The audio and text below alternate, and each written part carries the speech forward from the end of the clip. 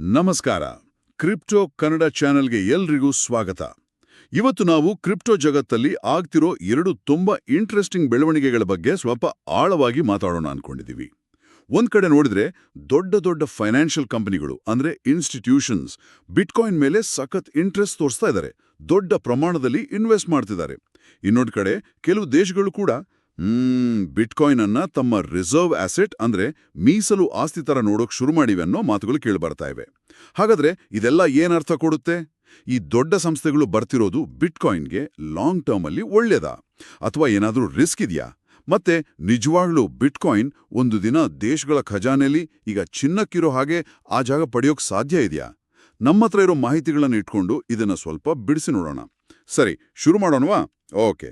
First point, ಈ micro strategy, black rock, fidelity ಅಂತ ದೊಡ್ಡ ಹೆಸರುಗಳಿದಾವಲ್ಲ, ಇವೆಲ್ಲ ಹೆವಿ ಆಗಿ ಬಿಟ್ಕಾಯಿನ್ ಖರೀದಿ ಮಾಡ್ತಿರೋದು. ಕೆಲವರಿಗೆ ಒಂದು ಭಯ ಇದೆ. ಏನಪ್ಪಾ ಅಂದ್ರೆ, ಇಷ್ಟು ದೊಡ್ಡ ಪ್ಲೇಯರ್ಸ್ ಒಳಗೆ ಬಂದ್ರೆ ಆಮೇಲೆ ಏನಾದರೂ ಎಕನಾಮಿಕ್ ಪ್ರಾಬ್ಲಮ್ ಆಗಿ ಇವರೆಲ್ಲ ಒಟ್ಟಿಗೆ ಸೇಲ್ ಮಾಡಕ್ ನಿಂತ್ಕೊಂಡ್ರೆ ಆಗ ಮಾರ್ಕೆಟ್ ಪೂರ್ತಿ ಬಿದ್ದೋಗೋ ಚಾನ್ಸ್ ಇದೆಯಾ? ಇದು ಎಷ್ಟರ ಮಟ್ಟಿಗೆ ಸೀರಿಯಸ್ ಆದ ವಿಷಯ? ಹೌದು, ಖಂಡಿತ. ಆ ಆತಂಕ ಇರೋದು ಸಹಜ. ದೊಡ್ಡ ಹೂಡಿಕೆದಾರರು ಮಾರ್ಕೆಟ್ ಅನ್ನ ಶೇಕ್ ಮಾಡಿರೋ ಉದಾಹರಣೆಗಳಿದಾವೆ. ಆದ್ರೆ ಇಲ್ಲಿ ನಾವು ಒಂದು ಮುಖ್ಯವಾದ ವಿಷಯ ಗಮನಿಸಬೇಕು. ಕ್ರಿಪ್ಟೋ ಇಕೋಸಿಸ್ಟಮ್ ಅಂದ್ರೆ ಅದು ಬರೀ ಬಿಟ್ಕಾಯಿನ್ ಒಂದೇ ಅಲ್ಲ.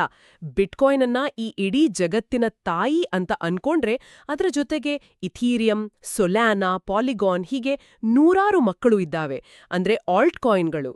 ಈಗಿನ ಕ್ರಿಪ್ಟೋ ಮಾರ್ಕೆಟ್ ಇದೆಯಲ್ಲ, ಅದು ಒಂದಷ್ಟು ಮಟ್ಟಿಗೆ ಮೆಚ್ಯೂರ್ ಆಗಿದೆ. 10 ವರ್ಷದ ಹಿಂದೆ ಇದ್ದ ಹಾಗೆ ಇಲ್ಲ. ಈಗ ಸ್ಟ್ರಾಂಗ್ ಫಂಡಮೆಂಟಲ್ಸ್ ಇರೋ ಸುಮಾರು 500 ಪ್ರಾಜೆಕ್ಟ್ಗಳು ಇರ್ಬೋದು ಅಂತ ಅಂದಾಜು ಮಾಡ್ತಾರೆ. ಇವು ಮುಂದಿನ ದಶಕಗಳಲ್ಲಿ ಉಳಿದು ಬೆಳೆಯೋ ಕೆಪಾಸಿಟಿ ಹೊಂದಿರ್ಬೋದು. ಸೊ ಇದು ಬರೀ ಶಾರ್ಟ್ ಟರ್ಮ್ ಗೇಮ್ ಅಲ್ಲ, ಇದೊಂದು ಟೆಕ್ನಾಲಜಿಯ ವಿಕಾಸ, ಗೊತ್ತಲ್ಲ? ಇದು ಇಂಟ್ರೆಸ್ಟಿಂಗ್. ಹಾಗಾದ್ರೆ ಬಿಟ್ಕಾಯಿನ್ ಡಾಮಿನೆನ್ಸ್ ವಿಷಯಕ್ಕೆ ಬರೋದಾದ್ರೆ, ಅಂದ್ರೆ ಟೋಟಲ್ ಕ್ರಿಪ್ಟೋ ಮಾರ್ಕೆಟ್ನಲ್ಲಿ ಅದರ ಶೇರ್ ಹೇಗಿದೆ? ಹಿಂದೆ ತುಂಬಾನೇ ಜಾಸ್ತಿ ಇತ್ತಲ್ವಾ? ಹೌದು, ನಿಜ. ಸುಮಾರು 2012ರಲ್ಲಿ ಅನ್ಸತ್ತೆ ಇಡೀ ಕ್ರಿಪ್ಟೋ ಮಾರ್ಕೆಟ್ ವ್ಯಾಲ್ಯೂನೇ $1 ಬಿಲಿಯನ್ ಅಷ್ಟೇ ಇದ್ದಾಗ ಬಿಟ್ಕಾಯಿನ್ ಪಾಲು ಆಲ್ಮೋಸ್ಟ್ 90% ಇತ್ತು. ಓ, 90%? ಹೌದು. ಆದ್ರೆ ಆಮೇಲೆ ಇಥೀರಿಯಂ, ರಿಪ್ಪಲ್, ಲೈಟ್ ಕಾಯಿನ್ ಮತ್ತೆ ಈಗ ರೀಸೆಂಟ್ ಆಗಿ ಸೊಲಾನಾ, ಕಾರ್ಡಾನೋ ಇವೆಲ್ಲ ಬಂದ ಮೇಲೆ ಬಿಟ್ಕಾಯಿನ್ ಡಾಮಿನೆನ್ಸ್ ಸ್ವಲ್ಪನೇ ಕಡಿಮೆ ಆಗ್ತಾ ಬಂತು. 90% ಇಂದ ಇಳಿದು ಒಂದು ಟೈಮಲ್ಲಿ 33-34%ಗೆ ಕೂಡ ಹೋಗಿತ್ತು. ಈಗ ಮತ್ತೆ ಸ್ವಲ್ಪ ರಿಕವರ್ ಆಗಿ ಸುಮಾರು 50% ರೇಂಜ್ನಲ್ಲಿದೆ.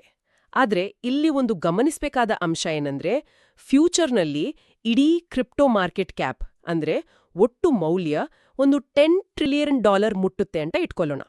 ಆ ಟೈಮಲ್ಲಿ ಬಿಟ್ಕಾಯಿನ್ ಡಾಮಿನೆನ್ಸ್ ಈಗಿರೋ 50% ಇಂದ ಇಳಿದು ಬರೀ 20%ಗೆ ಬಂದ್ರೂ ಸಹ ಅದರ ಮಾರ್ಕೆಟ್ ವ್ಯಾಲ್ಯೂ $2 ಟ್ರಿಲಿಯನ್ ಆಗಿರುತ್ತೆ. ಅಂದ್ರೆ ಪ್ರತಿ ಬಿಟ್ಕಾಯಿನ್ ಬೆಲೆ ಆರಾಮಾಗಿ $1,00,000 ದಾಟಬಹುದು.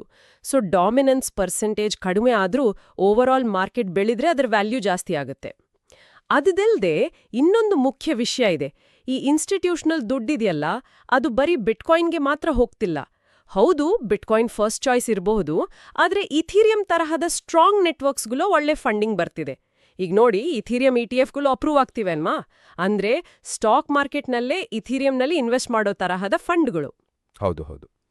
ಮುಂದೆ ಸೊಲಾನಾ ಅಥವಾ ಬೇರೆ ಮೇಜರ್ ಪ್ಲಾಟ್ಫಾರ್ಮ್ಗಳ ETF ಕೂಡ ಬರಬಹುದು. ಅಂದ್ರೆ ಇನ್ವೆಸ್ಟ್ಮೆಂಟ್ ಡೈವರ್ಸಿಫೈ ಆಗ್ತಿದೆ. ಇದನ್ನ ಒಂದು ಸಿಂಪಲ್ ಎಕ್ಸಾಂಪಲ್ನಲ್ಲಿ ಹೇಳೋದಾದ್ರೆ, ರೊಟ್ಟಿ ಮಾಡೋಕೆ ತವಾ ಕಾಯಿಸ್ಬೇಕಲ್ವಾ, ಅದಕ್ಕೆ ಟೈಮ್ ಬೇಕು. ಬಿಟ್ಕಾಯಿನ್ ಅನ್ನೋ ತವಾ 2008ರಿಂದ ಅಂದ್ರೆ ಸುಮಾರು 15 ವರ್ಷದಿಂದ ಕಾದಿದೆ. ಅದು ಚೆನ್ನಾಗಿ ಎಸ್ಟಾಬ್ಲಿಷ್ ಆಗಿದೆ. ಆದ್ರೆ 2014-15ರಲ್ಲಿ ಬಂದ ಇಥೀರಿಯಂ ಆಗ್ಲಿ, ಆಮೇಲೆ ಬಂದ ಸೊಲಾನಾ ಆಗ್ಲಿ, ಅವು ಸ್ವಲ್ಪ ಹೊಸವು. ಅವುಗಳ ತವಾ ಕಾಯೋಕೆ, ಅವುಗಳ ಟೆಕ್ನಾಲಜಿ ಮೆಚ್ಯೂರ್ ಆಗೋಕೆ ಸ್ವಲ್ಪ ಜಾಸ್ತಿ ಟೈಮ್ ಬೇಕಾಗಬಹುದು. ಬಿಟ್ಕಾಯಿನ್ ಒಂಥರ ಇವೆಲ್ಲದಕ್ಕೂ ತಾಯಿ ಇದ್ದಾಗೆ. ಓ, ಹಾಗಾದ್ರೆ ನೀವ್ ಹೇಳೋ ಪ್ರಕಾರ ಈ ಸಾಂಸ್ಥಿಕ ದುಡ್ಡು ಒಂದೇ ಕಡೆ ಹೋಗದೆ ಹೀಗೆ ಬೇರೆ ಬೇರೆ ಸ್ಟ್ರಾಂಗ್ ಪ್ರಾಜೆಕ್ಟ್ಗಳಿಗೂ ಹಂಚಿ ಹೋಗೋದ್ರಿಂದ ಒಂದೇ ಸಂಸ್ಥೆ ಅಥವಾ ಕೆಲವು ಸಂಸ್ಥೆಗಳು ಸೇರಿ ಇಡೀ ಮಾರ್ಕೆಟ್ ಅನ್ನ ಕಂಟ್ರೋಲ್ ಮಾಡೋ ರಿಸ್ಕ್ ಅಥವಾ ಕ್ರ್ಯಾಶ್ ಮಾಡೋ ರಿಸ್ಕ್ ಸ್ವಲ್ಪ ಕಡಿಮೆ ಆಗುತ್ತೆ ಅಂತನಾ? ಇದು ಸಿಸ್ಟಮ್ಗೆ ಒಂಥರ ಸ್ಟೆಬಿಲಿಟಿ ತರುತ್ತಾ? ಹೌದು, ಆ ರೀತಿ ಯೋಚನೆ ಮಾಡೋದ್ರಲ್ಲಿ ಅರ್ಥ ಇದೆ. ಕ್ಯಾಪಿಟಲ್ ಸ್ಪ್ರೆಡ್ ಆದಷ್ಟು ಒಂದೇ ಘಟಕದ ಇಂಪ್ಯಾಕ್ಟ್ ಕಡಿಮೆ ಆಗತ್ತೆ. ಇದು ಮಾರ್ಕೆಟ್ನ ಲಾಂಗ್ ಟರ್ಮ್ ಹೆಲ್ತ್ಗೆ ಖಂಡಿತ ಒಳ್ಳೆಯದು. ಆದ್ರೂ ಸಂಸ್ಥೆಗಳು ಹೆಚ್ಚಾಗಿ ರೆಗ್ಯುಲೇಟೆಡ್ ಎಸ್ಟಾಬ್ಲಿಷ್ಡ್ ಅಸೆಟ್ಗಳ ಕಡೆಗೆ ಗಮನ ಕೊಡೋದ್ರಿಂದ ಶುರುನಲ್ಲಿ ಬಿಟ್ಕಾಯಿನ್ ಇಥೀರಿಯಂಗೆ ಜಾಸ್ತಿ ಪಾಲು ಹೋಗೋ ಸಾಧ್ಯತೆ ಇದ್ದೇ ಇರುತ್ತೆ. ಸರಿ. ಈಗ ಈ ಇನ್ಸ್ಟಿಟ್ಯೂಷನಲ್ ಇನ್ವೆಸ್ಟ್ಮೆಂಟ್ ಕಥೆನ ಸ್ವಲ್ಪ ಪಕ್ಕಕ್ಕಿಟ್ಟು ದೇಶಗಳ ವಿಷಯಕ್ಕೆ ಬರೋಣ. ಇದು ಇನ್ನೂ ಇಂಟ್ರೆಸ್ಟಿಂಗ್ ಅನ್ನಿಸ್ತಾ ಇದೆ. ಈಗ ನೋಡಿ, US ಗವರ್ಮೆಂಟು ಅವರು ಕೆಲವು ಕ್ರೈಮ್ ಕೇಸ್ಗಳಲ್ಲಿ ಸೀಸ್ ಮಾಡ್ಕೊಂಡಿರೋ ಬಿಟ್ಕಾಯಿನ್ಗಳನ್ನ ಸೇಲ್ ಮಾಡದೆ ಹಾಗೆ ಇಟ್ಕೊಂಡಿದ್ದಾರೆ. ಎಲ್ ಸಾಲ್ವಡೋರ್ ದೇಶವಂತೂ ಅದನ್ನ ಲೀಗಲ್ ಟೆಂಡರ್ ಅಂದ್ರೆ ಕಾನೂನುಬದ್ಧ ಹಣ ಅಂತಾನೆ ಅಕ್ಸೆಪ್ಟ್ ಮಾಡಿದೆ. ಮೊನ್ನೆ ಭೂತಾನ್ ದೇಶದ ವಿಷಯ ಬಂತು. ಅವರು ಸೀಕ್ರೆಟ್ ಆಗಿ ಬಿಟ್ಕಾಯಿನ್ ಮೈನಿಂಗ್ ಮಾಡ್ತಿದ್ರು ಅಂತ. ಹೌದು. ಅದಷ್ಟೇ ಅಲ್ಲ, ಡೊನಾಲ್ಡ್ ಟ್ರಂಪ್ ತರಹದ ದೊಡ್ಡ ರಾಜಕಾರಣಿಗಳು ಸಹ ಬಿಟ್ಕಾಯಿನ್ ಅನ್ನ ಅಮೆರಿಕದ ಸ್ಟ್ರಾಟಜಿಕ್ ರಿಸರ್ವ್ ಆಗಿ ಇಟ್ಕೋಬೇಕು ಅಂತ ಮಾತಾಡಿದ್ದಾರೆ. ಇದೆಲ್ಲ ನೋಡ್ತಿದ್ರೆ ನಿಜವಾಗ್ಲೂ ಬಿಟ್ಕಾಯಿನ್ಗೆ ದೇಶಗಳ ಅಧಿಕೃತ ಮೀಸಲು ಆಸ್ತಿ ಆಗುವಷ್ಟು ಕೆಪಾಸಿಟಿ ಇದೆಯಾ? ಇದು ತುಂಬಾ ದೊಡ್ಡ ಪ್ರಶ್ನೆ. ಇದರ ಉತ್ತರಕ್ಕೆ ನಾವು ಸ್ವಲ್ಪ ಗ್ಲೋಬಲ್ ಮಾನಿಟರಿ ಹಿಸ್ಟ್ರಿ ಅಂದ್ರೆ ಜಾಗತಿಕ ಹಣಕಾಸು ಇತಿಹಾಸದ ಕಡೆ ನೋಡಬೇಕಾಗತ್ತೆ. ವಿಶೇಷವಾಗಿ ಲಾಸ್ಟ್ 70-80 ವರ್ಷದ್ದು. ಆಕ್ಚುಲಿ ಒಂದು ದೊಡ್ಡ ಐತಿಹಾಸಿಕ ಬದಲಾವಣೆ ಆಗ್ತಿದೆ ಅಂತ ಕೆಲವರು ಹೇಳ್ತಾರೆ. ಎರಡನೇ ಮಹಾಯುದ್ಧ ಆದ್ಮೇಲೆ 1945 ರ ಸುಮಾರಿಗೆ ಬ್ರೆಟನ್ ವುಡ್ಸ್ ಅಂತ ಒಂದು ಒಪ್ಪಂದ ಆಯ್ತು. ಅದನ್ನ ಬ್ರೆಟನ್ ವುಡ್ಸ್ 1.0 ಅನ್ಬೋದು. ಅದರ ಪ್ರಕಾರ US ಡಾಲರ್ನ ಚಿನ್ನಕ್ಕೆ ಫಿಕ್ಸ್ ಮಾಡಿದ್ರು. ಅಂದ್ರೆ $35ಗೆ 1 ಔನ್ಸ್ ಚಿನ್ನ ಅಂತ. ಬೇರೆ ದೇಶಗಳ ಕರೆನ್ಸಿನ ಡಾಲರ್ಗೆ ಲಿಂಕ್ ಮಾಡಿದ್ರು. ಈ ಸಿಸ್ಟಮ್ ಸುಮಾರು 1971 ರ ತನಕ ಇತ್ತು. ಇದು ಯುದ್ಧದಿಂದ ಹಾಳಾಗಿದ್ದ ಯುರೋಪ್, ಜಪಾನ್, ಸೌತ್ ಕೊರಿಯಾ ಇವೆಲ್ಲ ಮತ್ತೆ ಎಕನಾಮಿಕಲಿ ಬೆಳೆಯೋಕೆ ತುಂಬಾ ಹೆಲ್ಪ್ ಮಾಡ್ತು. ಆದ್ರೆ 1971ರಲ್ಲಿ ಅಮೆರಿಕ ಏನ್ ಮಾಡ್ತು, ಡಾಲರ್ ಅನ್ನ ಚಿನ್ನದಿಂದ ಲಿಂಕ್ ತಪ್ಪಿಸ್ಬಿಟ್ಟು ಅದನ್ನ ನಿಕ್ಸನ್ ಶಾಕ್ ಅಂತಾರೆ. ಅಲ್ಲಿಂದ ಶುರುವಾಗಿದ್ದು ಬ್ರೆಟನ್ ವುಡ್ಸ್ 2.0. ಅಂದ್ರೆ 1971ರಿಂದ ಈಗ ಸುಮಾರು 2024ರ ತನಕ ಇರೋ ಸಿಸ್ಟಮ್. ಇದರಲ್ಲಿ ಕರೆನ್ಸಿಗಳೆಲ್ಲ ಫ್ರೀಯಾಗಿ ಫ್ಲೋಟ್ ಆಗೋಕೆ ಶುರುವಾದ್ವು. ಅವುಗಳ ವ್ಯಾಲ್ಯೂ ಡಿಮ್ಯಾಂಡ್ ಸಪ್ಲೈ ಮೇಲೆ ಡಿಸೈಡ್ ಆಗುತ್ತೆ. ಈ ಸಿಸ್ಟಮ್ನಲ್ಲಿ ಅಮೆರಿಕ ತನಗೆ ಬೇಕಾದಷ್ಟು ಡಾಲರ್ ಪ್ರಿಂಟ್ ಮಾಡೋಕೆ ಥಿಯರಿಟಿಕಲಿ ಲಿಮಿಟ್ ಇರಲಿಲ್ಲ.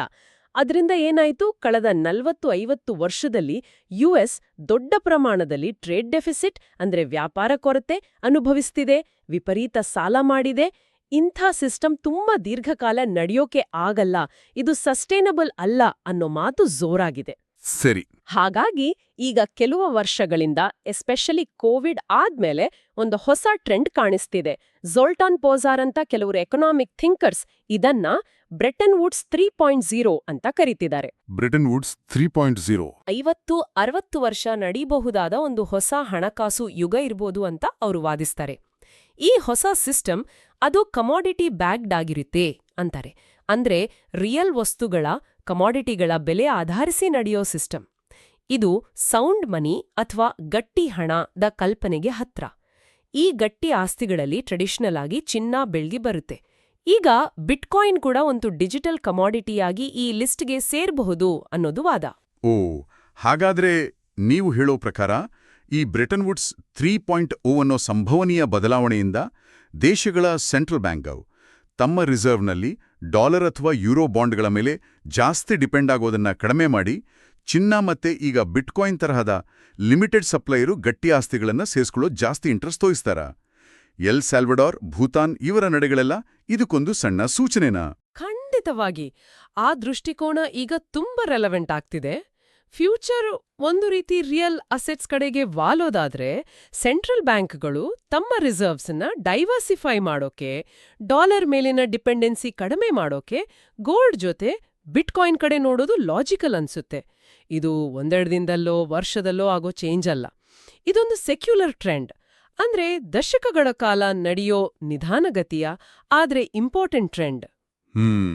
ಭೂತಾನ್ ಸಣ್ಣ ದೇಶ ಇರ್ಬೋದು, ಆದ್ರೆ ಅವ್ರಿಗೂ ರಿಸರ್ವ್ಸ್ ಬೇಕಲ್ವಾ? ಅವರು ಬಿಟ್ಕಾಯಿನ್ ಅನ್ನ ಫ್ಯೂಚರ್ನ ಒಂದು ಪ್ರಮುಖ ಅಸೆಟ್ ಅಂತ ಗುರುತಿಸಿರ್ಬೋದು. ಈ ಟ್ರೆಂಡ್ ಈಗ ಶುರುವಾಗ್ತಿದೆ. ಬಿಟ್ಕಾಯಿನ್ನ ಗುಣಗಳು ಅಂದ್ರೆ ಲಿಮಿಟೆಡ್ ಸಪ್ಲೈ, ಡಿಸೆಂಟ್ರಲೈಸೇಷನ್ ಇವೆಲ್ಲ ಈ ಮ್ಯಾಕ್ರೋ ಎಕನಾಮಿಕ್ ಬದಲಾವಣೆಗೆ ಚೆನ್ನಾಗಿ ಹೊಂದಿಕೊಳ್ಳುತ್ತೆ. ಇದು ನಿಜಕ್ಕೂ ಗಮನಾರ್ಹ ವಿಷಯ. ಆದ್ರೆ ಇಲ್ಲೊಂದು ಪ್ರಾಕ್ಟಿಕಲ್ ಪ್ರಶ್ನೆ ಬರುತ್ತೆ. ಒಂದು ವೇಳೆ ಅನ್ಕೊಳ್ಳೋಣ, ತುಂಬಾ ದೇಶಗಳು, ದೊಡ್ಡ ದೊಡ್ಡ ಸಂಸ್ಥೆಗಳು ಎಲ್ಲರೂ ಒಟ್ಟಿಗೆ ಬಿಟ್ಕಾಯಿನ್ ಅನ್ನ ತಮ್ಮ ರಿಸರ್ವ್ನಲ್ಲೋ ಇನ್ವೆಸ್ಟ್ಮೆಂಟ್ನಲ್ಲೋ ಸೇರಿಸ್ಕೋಬೇಕು ಅಂತ ಡಿಸೈಡ್ ಮಾಡಿದ್ರೆ ಅಷ್ಟು ಬಿಟ್ಕಾಯಿನ್ ಮಾರ್ಕೆಟ್ನಲ್ಲಿ ಸಿಗುತ್ತಾ? ಯಾಕಂದ್ರೆ ನಾವು ಹೇಳಿದ್ವಲ್ಲ, ಅದರ ಟೋಟಲ್ ಸಪ್ಲೈ ಬರೀ 21 ಮಿಲಿಯನ್ಗೆ ಲಿಮಿಟೆಡ್ ಅಲ್ವಾ? ಹೌದು, ಇದು ಅತ್ಯಂತ ಕ್ರಿಟಿಕಲ್ ಪಾಯಿಂಟ್. ಬಿಟ್ಕಾಯಿನ್ನ ಯುನೀಕ್ನೆಸ್ ಇರೋದೇ ಇಲ್ಲಿ. ಕರೆಕ್ಟ್. ಟೋಟಲ್ 21 ಮಿಲಿಯನ್ ಬಿಟ್ಕಾಯಿನ್ ಅಷ್ಟೇ ಇರೋಕೆ ಸಾಧ್ಯ. ಅದಕ್ಕಿಂತ ಒಂದು ಕಾಯಿನ್ ಕೂಡ ಜಾಸ್ತಿ ಆಗಲ್ಲ. ಈ 21 ಮಿಲಿಯನ್ನಲ್ಲಿ ಈಗಾಗಲೇ ಸುಮಾರು 19.5 ಮಿಲಿಯನ್ ಚಲಾವಣೆಯಲ್ಲಿದೆ. ಆದರೆ ಇವೆಲ್ಲವೂ ಮಾರಾಟಕ್ಕೆ ಸಿಗಲ್ಲ. ಒಂದು ಅಂದಾಜು ಪ್ರಕಾರ ಸುಮಾರು 20-30% ಬಿಟ್ಕಾಯಿನ್ಗಳು ಪರ್ಮನೆಂಟ್ ಆಗಿ ಲಾಸ್ಟ್ ಆಗಿವೆ. ಅಂದ್ರೆ ಅವುಗಳ ಪ್ರೈವೇಟ್ ಕೀ ಕಳೆದೋಗಿದೆ ಅಥವಾ ಯಾರೋ ಮರ್ತು ಬಿಟ್ಟಿದ್ದಾರೆ. ಅವು ಮತ್ತೆ ಸಿಗಲ್ಲ. ಅಯ್ಯೋ, ಅಷ್ಟು ಪ್ರಮಾಣದಲ್ನಾ? ಹೌದು. ಇನ್ನು ಸುಮಾರು 50% ಹಾಡ್ಲರ್ಸ್ ಅಂತಾರಲ್ಲ, ಅಂದ್ರೆ ಲಾಂಗ್ ಟರ್ಮ್ ಹಿಡಿದಿಟ್ಕೊಳ್ಳೋರು, ಅವರ ಹತ್ರ ಇದೆ. ಅವರು ಸುಲಭವಾಗಿ ಮಾರಲ್ಲ. ಹಾಗಾದ್ರೆ ಎಕ್ಸ್ಚೇಂಜ್ಗಳಲ್ಲಿ ತಕ್ಷಣಕ್ಕೆ ಸಿಗೋದು ಅಂದ್ರೆ ಲಿಕ್ವಿಡ್ ಸಪ್ಲೈ, ಅದು ಟೋಟಲ್ ಸಪ್ಲೈಯ ಬರೀ 10-20% ಇರಬಹುದು ಅಷ್ಟೇ. ಅಬ್ಬಬ್ಬ. ಇದರ ಅರ್ಥ ಏನಂದ್ರೆ ಡಿಮ್ಯಾಂಡ್ ಜಾಸ್ತಿ ಆಗ್ತಾ ಹೋದ ಹಾಗೆ ಅವೈಲಬಲ್ ಸಪ್ಲೈ ಫಾಸ್ಟ್ ಆಗಿ ಕಡಿಮೆ ಆಗತ್ತೆ. ನೀವು ಜಾಸ್ತಿ ದುಡ್ಡು ಕೊಡ್ತೀನಿ ಅಂದ್ರೂ ಮಾರ್ಕೆಟ್ನಲ್ಲಿರೋ ಬಿಟ್ಕಾಯಿನ್ ಸಂಖ್ಯೆನ ತಕ್ಷಣ ಜಾಸ್ತಿ ಮಾಡೋಕ್ಕಾಗಲ್ಲ. ಗೋಲ್ಡ್ ಮೈನಿಂಗ್ ಜಾಸ್ತಿ ಮಾಡಿ ಸ್ವಲ್ಪ ಸಪ್ಲೈ ಹೆಚ್ಚಿಸಬಹುದು, ಆದ್ರೆ ಬಿಟ್ಕಾಯಿನ್ ಹಾಗಲ್ಲ. ಇದೇ ಅದರ ಪ್ರೋಗ್ರಾಮಬಲ್ ಸ್ಕೇರ್ಸಿಟಿ, ಅಂದ್ರೆ ಮೊದಲೇ ನಿಗದಿಪಡಿಸಿದ ಕೊರತೆ. ಹಾಗಾದ್ರೆ ಅದರ ಈ ಸ್ಕೇರ್ಸಿಟಿ ಅಂದ್ರೆ ಕೊರತೆಯೇ ಅದನ್ನ ಒಂದು ಸ್ಟೋರ್ ಆಫ್ ವ್ಯಾಲ್ಯೂ ಆಗಿ ಮತ್ತೆ ದೇಶಗಳಿಗೆ ರಿಸರ್ವ್ ಅಸೆಟ್ ಆಪ್ಷನ್ ಆಗಿ ಅಷ್ಟು ಅಟ್ರಾಕ್ಟಿವ್ ಮಾಡಿರೋದಾ? ಚಿನ್ನದ ಹಾಗೆನಾ? ಹೌದು, ಖಂಡಿತವಾಗಿಯೂ. ಚಿನ್ನ ಸಾವಿರಾರು ವರ್ಷದಿಂದ ಸ್ಟೋರ್ ಆಫ್ ವ್ಯಾಲ್ಯೂ ಆಗಿ ಯಾಕಿದೆ? ಅದಕ್ಕೆ ಕಾರಣ ಅದರ ಸ್ಕೇರ್ಸಿಟಿ, ಡ್ಯೂರಬಿಲಿಟಿ ಮತ್ತೆ ಅದನ್ನ ಸುಮ್ಸುಮ್ನೆ ಸೃಷ್ಟಿ ಮಾಡಕ್ಕಾಗಲ್ಲ ಅನ್ನೋದು. ಬಿಟ್ಕಾಯಿನ್ ಈ ಗುಣಗಳನ್ನ ಡಿಜಿಟಲ್ ರೂಪದಲ್ಲಿ ಹೊಂದಿದೆ. ಪ್ಲಸ್ ಇದು ಡಿವೈಡ್ ಮಾಡೋಕೆ, ಟ್ರಾನ್ಸ್ಫಾರ್ಮ್ ಮಾಡೋಕೆ ಇನ್ನೂ ಸುಲಭ. ಮತ್ತೆ ಸಪ್ಲೈ ಮ್ಯಾಥಮ್ಯಾಟಿಕಲಿ ಫಿಕ್ಸ್ಡ್.